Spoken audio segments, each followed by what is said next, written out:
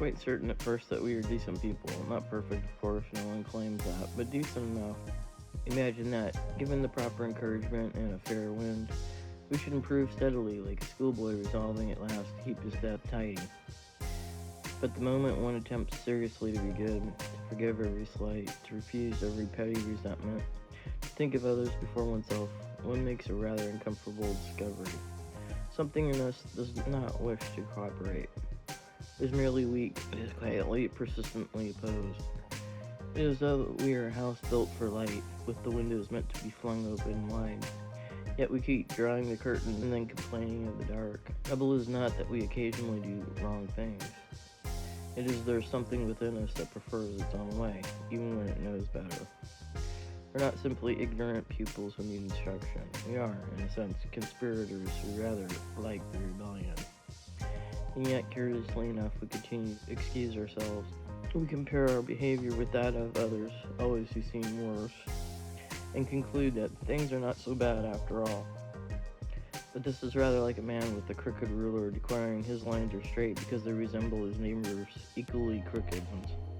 The real test comes when one stops comparing and begins obeying God. But here is the strange and hopeful part. The very discomfort we feel when we notice this bentness is a kind of signpost. It suggests we were made for something straighter, something better, something we have in fact lost. One of C.S. Lewis's points in Screwtape is that the most effective spiritual distraction isn't obvious evil, it's misdirected attention. The senior demon's Screwtape constantly advises focusing the patient outward, getting him annoyed at other people's sins, keeping him morally observant, but only about others. Let him feel superior but not repentant. Because the moment a person turns inward with honesty, really examining their own pride, pettiness, envy, that's dangerous from the demon's perspective. The devil doesn't need you to deny morality, only to apply it unevenly. It is a grave error to think that we are being righteous when we are merely being observant of other people's faults. The safest road to hell is not paved with outrage at evil, but with a quiet satisfaction that we are not like them. It's very close to the biblical heartbeat behind it, especially the posture of the Pharisee in the Gospel of Luke, chapter 18, verse 11.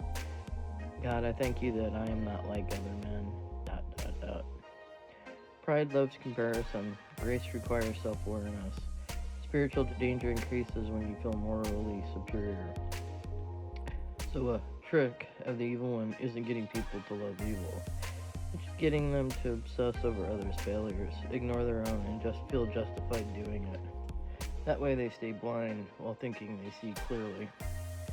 It's a curious thing that while we are in constant motion, shifting, excusing, improving one day and unraveling the next, we often imagine God must be much the same. We suppose him to be adaptable, a being who adjusts his expectations as we adjust our behavior. But this is rather like expecting the North Star to wobble because the sailor has lost his bearing. The truth is almost the reverse. It is we who are inconsistent, creatures of impulse, half-kept promises, and good intentions that evaporate by morning. Our moral life resembles a compass that will not settle, trembling somewhere between what we know and what we prefer. God, on the other hand, is not in motion in that sense. He does not improve, for he has no defects to correct, nor does he decline, for there is nothing in him to decay. What he is, entirely and unalterably good. As it is written, Holy, holy, holy is the Lord of hosts. And again, I, the Lord, do not change. Malachi, chapter 3, verse 6. This presents us with a difficulty. For if God were changeable like ourselves, we might hope to meet him halfway and catch him, as it were on a lenient day. But an unchanging goodness cannot be negotiated with. It does not bend to accommodate us. It stands bright and fixed, rather like a light that reveals things exactly as they are. And what it reveals in us is not altogether flattering. We discover that our problem is not merely that we have broken a rule here or there, but that we are the sort of beings who, left to ourselves, will go on breaking them. We are not merely lawbreakers by accident, but by inclination. We are, in fact, out of tune with the very goodness we were made to enjoy. One of the great paradoxes of the human condition is this: we are capable of conceiving the highest ideals, love, justice, beauty, sacrifice, and yet we are equally capable of violating them with disturbing ease. We praise humility even as we quietly seek recognition. We desire truth, yet shape it to suit ourselves. This is not merely a failure of knowledge. If it were, knowledge alone would cure us. But as it's written, the heart is deceitful above all things and desperately wicked. Who can understand it? Jeremiah chapter 17, verse 9.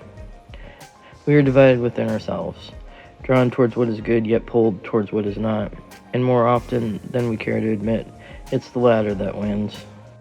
We know when we have betrayed something, not merely a rule, but a standard, written into the very fabric of our being. As it's written, when the Gentiles who do not have the law by nature do what the law requires, they show that the work of the law is written into their hearts. Romans chapter 2, verses 14 and 15. And so we justify, redefine, and compare, yet beneath all of it lies an uneasiness that refuses to be silenced, where the standard does not shift. At the heart of the human struggle is not merely that we fail, but we fail in the presence of a standard that does not. If morality were merely a human invention, it would change us as freely as we do. But there is a law above us. It must be grounded in something unchanging indeed, in someone unchanging. And here is the collision: a changing humanity standing before an unchanging God. We are not sinners because we sin. We sin because we are sinners. This is why reform cannot save us. Education cannot cure it. Even at our best efforts, cannot fully mend what is broken at the core. A fallen being cannot, by effort alone, restore himself to what he is meant to be. We need something from outside ourselves. Yet the same unchanging character of God which first unsettles us is our only hope. For if God could change, then his mercy might change as well.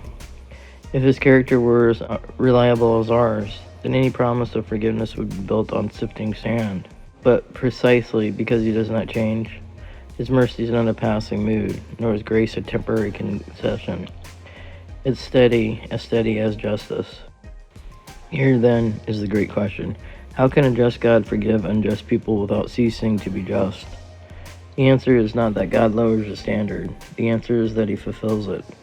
God does not pretend that we are not already what we ought to be, nor does he simply overlook what we are.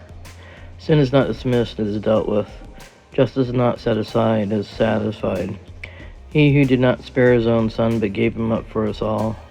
And mercy is not a contradiction of his justice, but its fulfillment.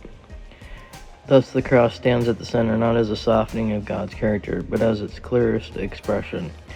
He was pierced for our transgressions, he was crushed for our iniquities, and by his wounds we are healed. There, justice and mercy meet, not by compromise, but by design. So the hope of the gospel is not that God becomes more like us, it is that by his grace we become more what we are meant to be. For salvation is not merely improvement, it's a new life. As it's written, I will give you a new heart and a new spirit I will put within you. Ezekiel chapter 36, verse 26. We are not called simply to reform, but to be made new, to receive a new heart, a new spirit, and a new nature. That we could not achieve, God undertakes to accomplish. Therefore, if anyone is in Christ, he is a new creation. Second book of Corinthians chapter 5, verse 17. And it's only then, when we cease trying to persuade him to be less than he is, that we begin at last to become more than who we are.